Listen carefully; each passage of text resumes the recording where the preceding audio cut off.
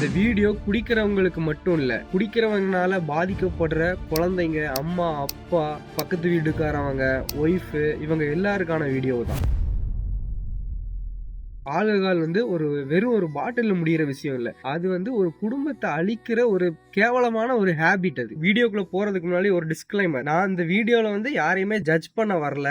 யாரையுமே நல்லவங்கன்னு சொல்ல வரல. யாரையுமே கெட்டவங்கன்னு சொல்ல வரல. நான் என் லைஃப்ல பார்த்தவங்க, என் லைஃப்ல குடிக்கிறவங்கனால கஷ்டப்படுறவங்க, ஆல்கஹால் எப்படி ஒரு மனுஷனையும் அவனோட ஃபேமிலியும் கொல்லுது அப்படிங்கறத உங்க கூட நான் ஷேர் பண்ண வரேன். அதுக்கு முன்னாடி என்ன எல்லாரும் சிஜின்னு கூடுவாங்க. ஆனா எனக்கு இன்னொரு பேர் இருக்கு. அதுதான்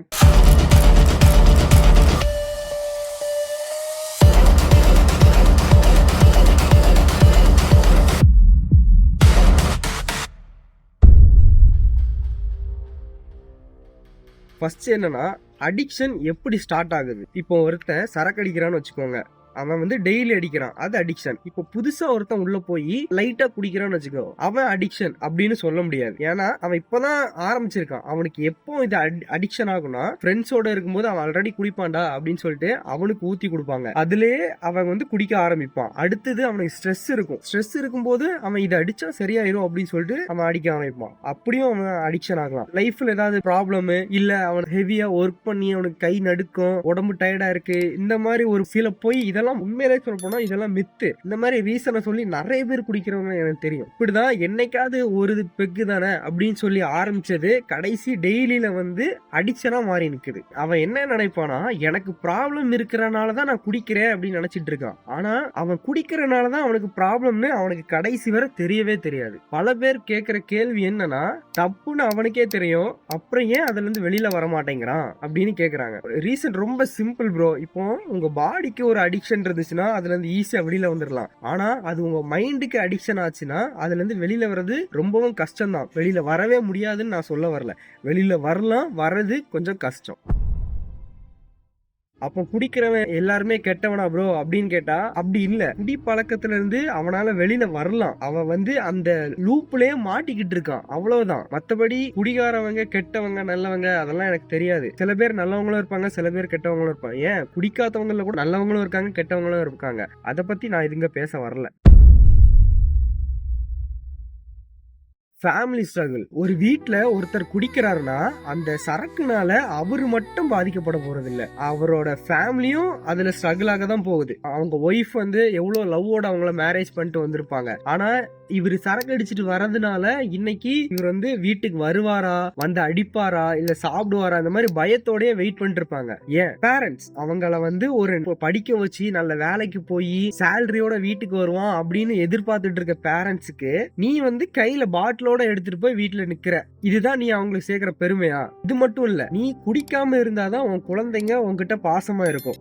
அதுவே நீ குடிச்சிட்டு இருந்தீங்கன்னா உன் பசங்க உன்னை அப்பான்னு கூப்பிடவே மாட்டாங்க. ஏன்னா அவங்க அப்பான்னு கூப்பிட்ட டைம்ல நீ தெளிவா இருந்திருப்ப. இப்போ அப்பான்னு கூப்பிட்டா நீ தெளிவாவே இல்ல. நீ எப்பவுமே சரக்கு போதையிலேயே இருக்கிறனால அவங்க அப்பான்னு கூப்பிடுறாங்கன்னு கூட உனக்கு தெரியாது. அதனாலயே உன்னை அவங்க வெறுக்கிறாங்க. காசு இல்லன்னு சொல்லிட்டு உங்களுக்கு சரக்கு அடிக்கிறதுக்கு மட்டும் எங்க இருந்து காசு வருதுன்னு தெரியல.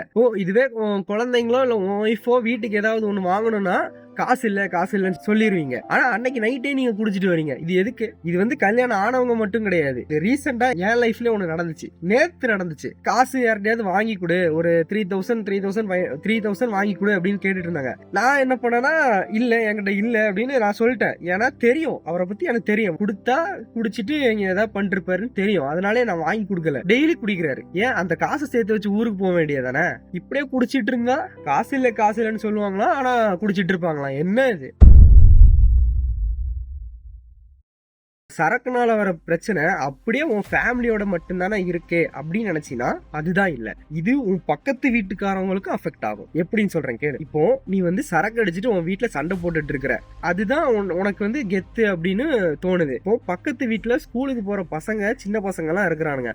அவனுங்க நீ சண்டை போடுறத பார்த்தாங்கன்னா அவங்க என்ன நினைப்பாங்க, ஆகா அண்ணா வந்து கல்யாணம் பண்ணிட்டு இந்த மாதிரி பண்ணிருக்காரு, அப்ப நமக்கும் இந்த மாதிரி இருக்கலாம் அப்படின்னு தப்பா இன்ஃப்ளூயன்ஸ் ஆகுவாங்க. இந்த மாதிரி நடக்க கூடாதுன்னா நீ வந்து வீட்டுல வந்து பிரச்சனை பண்ணாம இருக்கணும், இல்ல குடிக்காமலே இருக்கணும். இப்போ நம்மளை பார்த்து ஒருத்தவங்க இன்ஸ்பயர் ஆகி நல்ல விஷயத்த பண்றது அது வேற, உன்னை பார்த்து இன்ஸ்பயர் ஆகி ஒரு கெட்ட விஷயத்த பண்றது அது வேற. சோ நீ வந்து கெட்ட விஷயத்த இன்ஃப்ளூயன்ஸ் பண்ணாத. உன்னை பார்த்து மத்தவங்க அப்படி பண்றாங்கன்னா நீயே போய் சொல்லிரு, இல்லடா தம்பி இது தப்பு அப்படின்னு நீயே சொல்லிரு.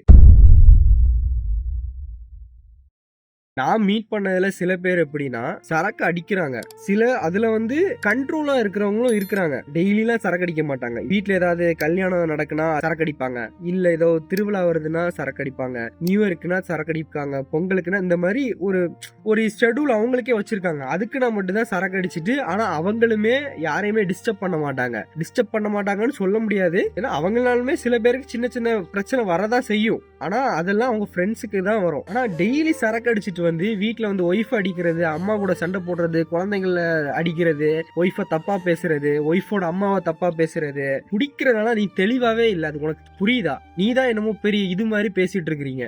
நீ குடிக்காம இருக்கும்போது உன் பேச்சை யாருமே கேட்காமலாம் இல்ல, ஆனா நீ குடிச்சிட்டு இருந்தீங்கன்னா உன் பேச்ச ஒருத்த கூட கேட்க மாட்டான். இந்த குடினாலே என் வாழ்க்கையில நிறைய பேரை இறந்துருக்கேன். சொன்னா கொஞ்சம் வேற மாதிரி போவோம், அதனால அது வேணாம்.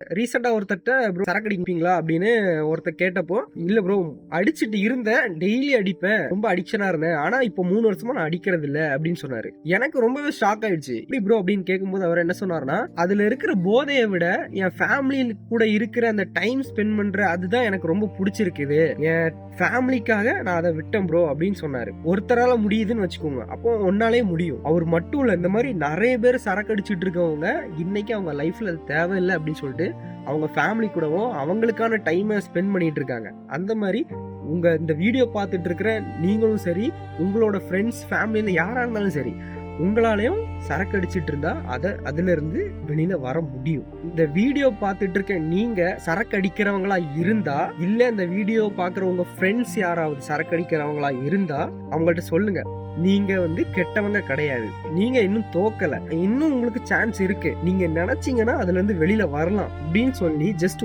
ஒரு டிசிஷன் எடுங்க. உங்களை விட உங்களோட குழந்தைகளுக்காக இந்த பாட்டில உடைச்சிருங்க. இனிமே உங்க லைஃப்க்கு இந்த பாட்டில் தேவையில்லை.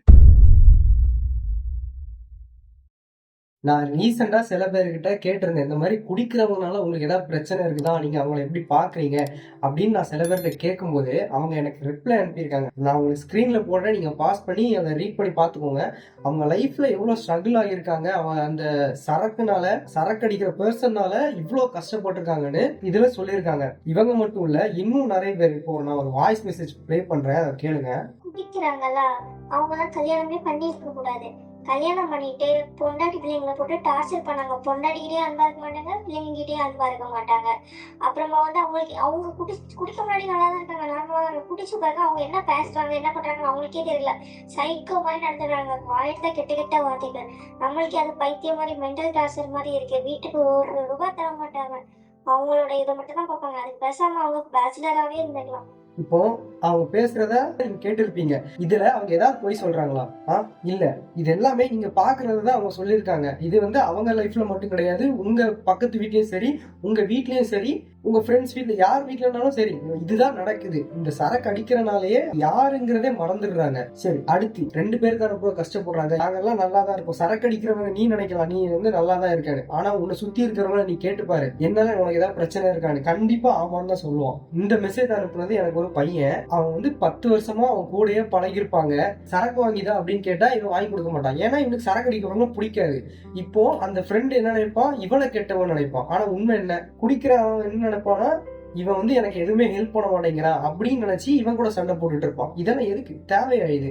இது எல்லாத்துக்கும் காரணம் அந்த பாட்டில் தான். எப்போ அந்த பாட்டில் உடைக்கிறியோ அப்பதான் உன் லைஃப் மாறும். உன் லைஃப் மட்டும் இல்ல, உன்னை சுத்தி இருக்கிறவங்க லைஃப் மாறும். இதை மாத்தணும் அப்படின்னா நம்ம தான் மாறணும். சரி, இந்த குடிக்கிறவங்களும் எப்போ ஒரு கேள்வி கேட்பாங்க, விற்கிறாங்க குடிக்கிறேன் அப்படின்னு சொல்லிட்டு. அவங்களுக்கெல்லாம் நான் ஒண்ணு கேட்கிறேன், நீ ஒயின் ஷாப் போகும்போது ஒயின் ஷாப் மட்டும்தான் இருக்குதா? ஏன் ஒரு டீ கடை இருக்குது, ஒரு காய்கறி கடை இருக்குது, ஒரு பழக்கடை இருக்குது, அங்க இருந்தாலும் எதுவும் வாங்க மாட்டியா? ஏன் அவங்களும் விற்கிறதுக்கு தானே வாங்கி வச்சிருக்காங்க, சரக்கு மட்டும் தான் போய் வாங்கிட்டு இருப்பியா? என்னடா இது விற்கிறாங்க குடிக்கிறேன்னு சொல்லிட்டு? கேள்வி எல்லாம் லூசுத்தனமா இல்ல? பைத்தியக்காரன் மாதிரி பேசிட்டு இருக்கிற. ஆக்சுவலா இது எல்லாமே எனக்கு 6 மாசமா இது வந்து மண்டைக்குள்ள ஓடிட்டே இருக்குது. இப்போ ரீசெண்டா நான் ரொம்பவும் இதாகிட்டேன். இது ஏன் இப்படி இருக்காங்க அப்படின்னு சொல்லிட்டு என் லைஃப்லாம் பைத்தியம் மாதிரி தான் இருக்கிறேன். இவங்க வந்து எப்போ மாறுவாங்க அப்படின்னு. இன்னொரு இன்சிடென்ட் சொல்றேன். இப்போ கடன் இருக்குது, அவங்களுக்கு கடன் இருக்குது. மாசம் சேலரி வந்த உடனே அந்த காசுக்கு ஃபுல்லா புடிச்சிடுறாங்க. புடிச்சிட்டு லோன் இப்போ இஎம்ஐ கட்டணும்னு சொல்லிட்டு காசு கேட்டுட்டு இருக்காங்க. இது என்ன பழக்கம்? ஏன் உனக்கு கடன் இருக்குன்னு தெரியும், இஎம்ஐ கட்டணும் அப்படின்னு தெரியும், அப்புறம் எதுக்கு அந்த காசை வச்சு நீ குடிக்கிற? ஏன் அதை கட்ட வேண்டியது தானே? இஎம்ஐ கூட கட்டல, உன் குழந்தைங்களுக்கு ஏதாவது வாங்கி கொடுக்க வேண்டியது தானே? ஏன் பண்ண மாட்டேங்கிற? உனக்கு நீ சம்பாதிக்கிறதே உனக்கு குடிக்கிறதுக்குன்னா உன்னை சுத்தி உன் குழந்தைங்க பொண்டாட்டி அப்படி யாரையும் வச்சுக்காத. நீ வந்து கல்யாணமே பண்ணிக்காதன்னு சொல்ற. நீ வந்து தனியா போய் இருந்துரு, தனியா போய் என்ன இளவ வேணா பண்ணிக்கோ. ஏன் குடிக்கிற? ஃபேமிலி இருக்கும்போது நீ என்ன குடிக்கிற? ஆக்சுவலா இதெல்லாம் கண்ட்ரோல் பண்ணலாம். நீங்க வந்து சில ஏஐ டூல்லாம் பார்த்துருப்பீங்க. இப்போ நீ ஒரு வீடியோவோ இல்ல இமேஜோ ஜென்ரேட் பண்றேன்னா ஒரு நாளைக்கு 10 இமேஜோ இல்ல வீடியோவோ தான் உன்னால ஜென்ரேட் பண்ண முடியும். அதுக்கு மேல வந்து போக முடியாது. கரெக்டா? இந்த மாதிரி கவர்மெண்ட் வந்து இது கண்ட்ரோல் பண்ணலாம். ஒரு நாளைக்கு இந்த ஆதார் கார்டோ இல்ல இந்த பர்சனோ இவ்வளோ காஸ்ட்டுக்கு தான் ஆளுங்களால் பே பண்ண முடியும் அப்படின்னு சொல்லிட்டு அதை கண்ட்ரோல் பண்ணலாம். இதை கண்ட்ரோல் பண்றது எப்படின்னு ஏ2டி வந்து நல்லா பேசியிருப்பாரு. அந்த கிளிப்பை நான் உங்களுக்கு போட்டு காட்டுறேன். ஏன்னா இங்க டாஸ்மாகோ சரக்கோ இல்ல ஆல்கஹாலோ பிரச்சனை கிடையாது. எது பிரச்சனைனா அன்ஆர்கனைஸ்டா இருக்கா, ஈஸிலி அவைலபிளா இருக்கா, ஈஸிலி ஆக்சசிபிளா இருக்கா பிரச்சனை. ஒரு டைமுக்கு இவ்வளவுதான் வாங்க முடியும் அப்படின்ற லிமிட் இருந்தா என்ன பிரச்சனை நான் கேட்கறேன். இதை பண்ண முடியாதா? இதை ஆர்கனைஸ் பண்ண முடியாதா? ஈஸியா பண்ண முடியும். இப்போ இந்த வீடியோல இவர் பேசுற மாதிரியே இதை கண்ட்ரோல் பண்ண முடியுமானா கண்டிப்பா முடியும். அதுக்கு கவர்மெண்ட் வந்து ஒரு ஸ்டெப் எடுத்து வைக்கலாம். ஸ்டெப் எடுத்து வச்சாதான் இது நடக்கும். அவ்வளவுதான் காய்ஸ். நான் பேச வேண்டியதெல்லாம் பேசிட்டேன். நான் பேசுனது யாருக்காவது கோவம் வரலாம். கோவம் வந்தாலும் எனக்கு எந்த பிரச்சனையும் கிடையாது. நான் வந்து இந்த வீடியோ மேக் பண்றதுக்கு முன்னாடி எல்லாத்துக்குமே ரெடி ஆகிட்டு தான் வீடியோ மேக் பண்றேன். இந்த வீடியோல நான் இப்படி பேசுறதுனால சில பேருக்கு எனக்கு பிடிக்காம போலாம். எனக்கு அதை பத்தி எந்த கவலையும் கிடையாது. ஏன்னா உங்களால நான் எதுவும் சாப்பிட போறதில்ல. நான் வேலை செஞ்சுதான் நான் சாப்பிடுறேன். நான் வேலை செஞ்சுதான் என் குடும்பத்தையும் காப்பாற்றணும். அதனால நீங்க என் மேல கோச்சுக்கிட்டோம், நீங்க திட்டிக்கிட்டோம், நீங்க என்ன என் மேல கோவப்பட்டுக்கிட்டோ இருக்கிறனால ஒரு நயா பைசா கூட பிரயோஜனம் கிடையாது. அதை ஃபர்ஸ்ட் மைண்ட்ல வச்சுக்கோங்க. இந்த வீடியோ பார்த்துட்டு இருக்கவங்கள உங்க ஃப்ரெண்ட்ஸ் ஃபேமிலியில யாருக்காவது இந்த மாதிரி ஆல்கஹால் அடிக்ஷன் இருக்குன்னா அவங்களுக்கு இந்த வீடியோவை ஷேர் பண்ணுங்க. ஒரு ஷேர்னால ஒரு லைஃப் மாறும்னு நான் நம்புறேன். நீங்க நம்புனீங்கன்னா ஷேர் பண்ணுங்க. ஷேர் பண்ணிட்டு இதை சொல்லுங்க, ஆல்கஹாலை விட வாழ்க்கை தான் ரொம்ப பவர்ஃபுல்னு சொல்லுங்க. ஓகே நண்பர்களே, திஸ் இஸ் இட். 6 மாத காலமாக நான் இது பேசணும் அப்படின்னு சொல்லி நினைச்சுக்கிட்டே இருந்தேன். நினைச்சுக்கிட்டு இருந்தா வேலை நடக்காதுன்னு சொல்லிட்டு இன்னைக்கு பேசிட்டேன். வீடியோ பிடிச்சிருந்தா சப்ஸ்கிரைப் பண்ணி சப்போர்ட் பண்ணுங்க. இதுதான் ஃபர்ஸ்ட் வீடியோ. இந்த மாதிரி நீங்க சப்போர்ட் பண்ணீங்கன்னா தான் அடுத்தடுத்து நல்ல கண்டென்ட்லாம் நான் எடுத்துட்டு வர முடியும். அடுத்து ஒரு நல்ல வீடியோல உங்களை பார்க்குறேன். அது வரைக்கும் பாய்.